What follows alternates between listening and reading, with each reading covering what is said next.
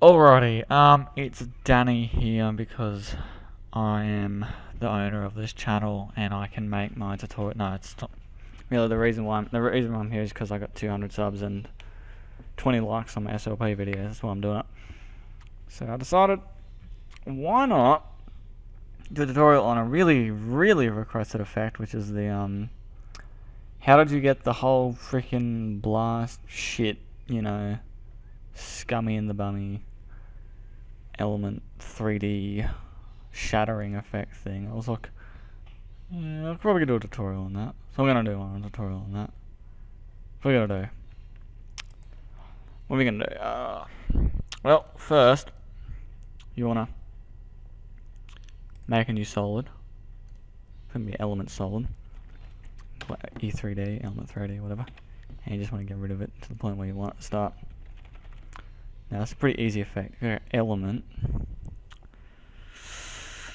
When it loads, and when it doesn't crash my computer, I'll be happy. Probably won't load. Oh, it loaded. How about that? First want to go scene setter. Just smash out scene setter. All good.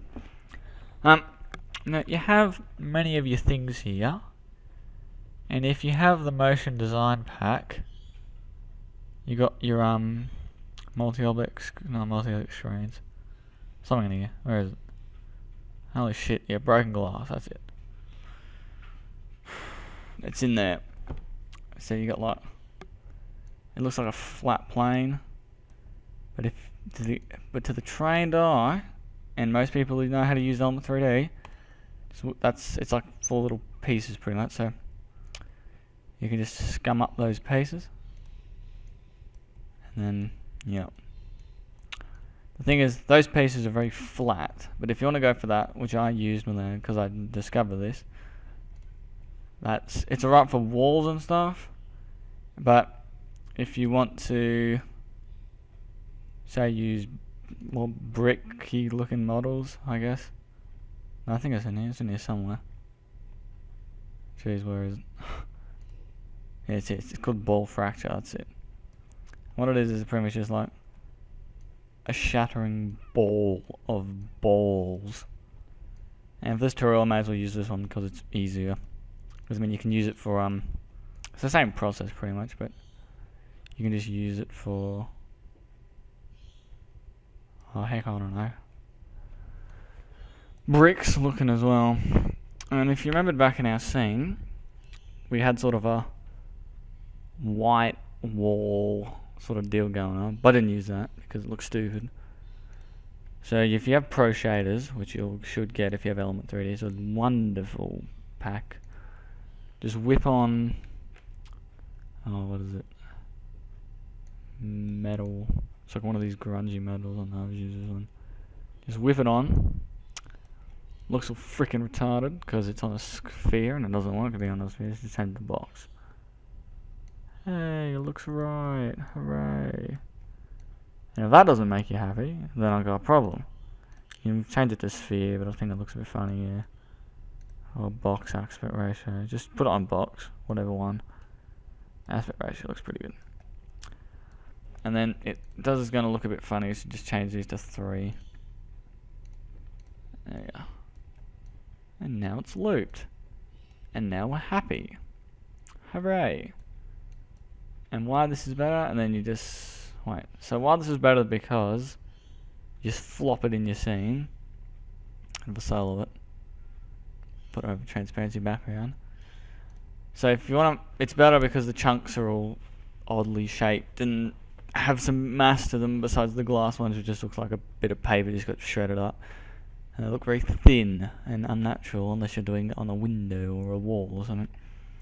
We want to make it look aggressive as crap, so we're gonna just go to the particle applicator and then do nothing in that because I clicked on the wrong one. Particle look, we're gonna go to multi-object and enables such the item to which every single tiny piece which is from the wireframe is now separate. You just want to scatter it like in X, I don't know. It's like, and that just goes all staunchy. And you're like, oh, look at that, we've got some rocks. Whoop-de-doo. Yeah, whoop-de-frickin-doo. Well frickin' done, Danny. And then you just want to play around with them, I guess. Scale them down a bit, because they look a bit big. And then, I don't know. If elements already had position random, I would say use it, but it doesn't, so.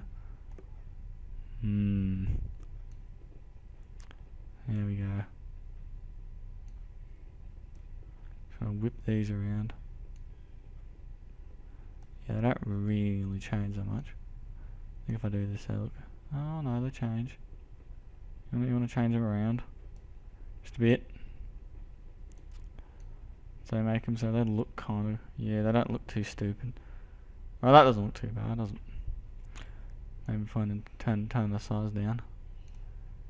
And now, if you fluff it back in your scene just before anything, it does look a tad fake. Kind of doesn't look very real, which isn't good because we want it to look real. So there's three things we're going to do. First we're going to add curves, and then we're just going to make it all solid, buff it up. And what's this saying? It looks a bit green, so we're going to put some green in it. Not too much green actually. You can be all stupid with it. Let's bring it down a bit. That kind of matches the wall a bit better. We take it off, it doesn't, so there we go. Then you want to fluff a blur. You're like, well, you're gonna put a fast blur on it. I was like, hand, because I'm a freaking salad. To 1 pixel. Oh, now it looks all funny. What have you done? Alright, just calm down, kiddo. You want to put on. What do you want to put on? Oh, you're going to put on. I want to put on an unsharp mask. Ooh, unsharp mask. What is this? Buff them out to 175. Make this like 50. Oh my god, look at that. And then you want to duplicate it. Make this amount 15. Make the radius 200. And now you want to make this on. Then you just want to add a sharpen. So really 4 things. The sharpen isn't 100%. Well, the blur isn't required all the time, but you want to make this like a 20. Bink. Hooray! It doesn't look as artificial, because if we pull these off. Oh wait, look at the colour difference. Looks more real, I think. Because that looks a bit plasticky. That looks more like a rock, so. You know, whatever floats your boat, I guess. And yeah, and that's the effect done. No, I'm kidding. You want to turn this layer and you want to track it in 2D. So we're going to scrub through here. I'm going to find something that is relatively untouched through the whole process. So you might go to this frame. And then we're going to first make a new null. And then we're going to track the motion of this thing. So if you scrub through, we've got to find something that's looks pretty untouched. So maybe this thing up here.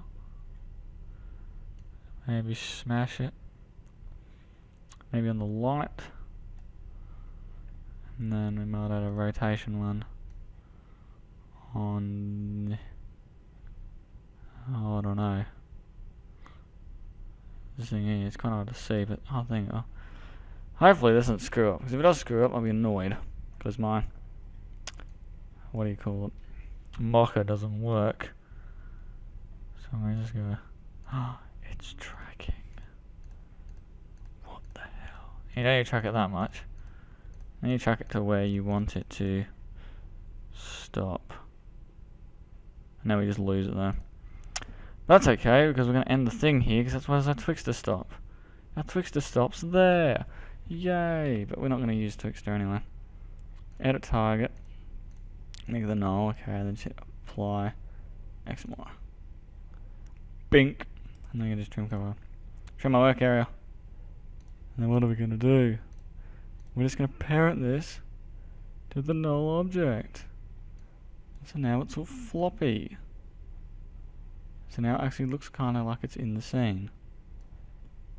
I can just position it up, I guess. Oh no, whoa, look at this.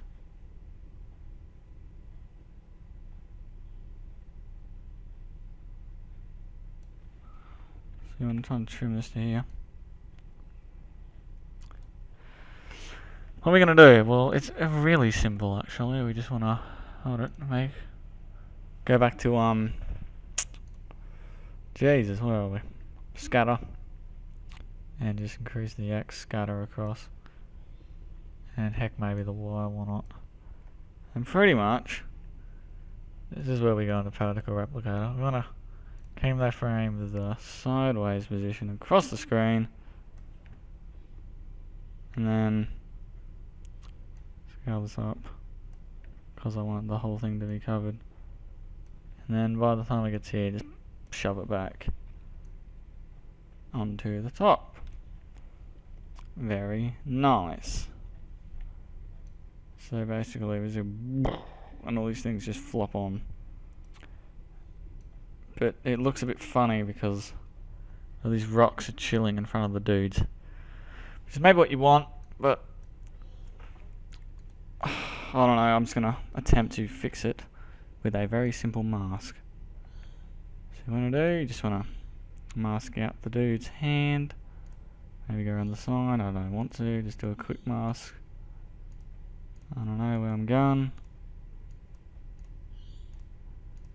So we go around the scope. It is pretty tedious if you want to get it right, but you know, why not? And there you go. And now it isn't on the dude. But it looks a bit funny, you should just feather like 15 pixels or so. There we are. Maybe 10. And you can add stuff to the bottom layer, so to make it look a bit better, you can add on a fast blow to the bottom layer. And then the edge pixel, just make it a 15. So now the guy's kinda, oh, not 15, maybe like 7 actually, half of that. Now it kinda looks like the things are kinda just sort of out of focus look. It looks better when you scope it in. And you can add CCs to the back of it and all this, and then add stuff to the top of it, so maybe, I don't know, I'll just duplicate it and add like find edges. That's what I did in my other bit, that's the end effect. And oh, look at that, invert it, set it to add, hooray. I don't know, you can just do stuff. So yeah, that's what I did pretty much. And then just flop on a CC and a flare. That's about it. But that's how you do the shutter effect. You know, just like he shoots, bang, and then these things come on, and he twixters are out of there, and mask out the door as well. Don't forget to do that. I didn't do that, but you know, just mark. You get the basic idea anyway. So yeah, that's basically it. Because if I mask out the door on this frame, which isn't that long, yeah, and then just feather it, maybe like 5. The doors don't really get much feather. There we go. Looks a bit nicer, doesn't it? Maybe not this. Maybe where's my mask? No, don't do M. That would be silly. And then just make like 5 pixels in expansion or something. Oh, that's a bit off, isn't it? Whoa! It's in the wrong frame, isn't it? Yeah. That's how you do it, Habib. So I don't know. I want to fix these things up here, but that's just the basic idea, really, on how to do it. So yeah, and then if you just want to add a flare, I'll just do it for now, because flares look good in hardcore edits. If you can do them right, I definitely can't. I don't know, I just scum off a few flares from the presets because I don't bother getting any. I think it's yeah, I just use the The Avenger flare, I'm pretty sure. No, I didn't. It's the Bay flare, that was it. And then you just want to make this, I don't know, freaking light orange. Labeling modes, add. Just scum it over here, I guess. And then just fast blur. Fast blur, alright. Heck, I don't know. 5. Pew! Alright, that's pretty much it. So yeah, that's how that one looks. You can flop it between layers, but it's just the basic idea on how to do things. Of course, you know, put much more effort into it than I did, mask it out well, and all that jazz. And yeah, but that's basically the effect in a nutshell form, but go around and experiment it with it. Because Element 3D is capable of much more things than just flopping in some text. If you say, I don't know, model some rocks or something in Cinema 4D and then shove it in a 3-element 3D and that rhymes. But anyway, just do that. But yeah, this is my tutorial for 200 subscribers. I know, the biggest milestone Danny's gotten in his life besides having a big head. I'm kidding, that's the other Danny.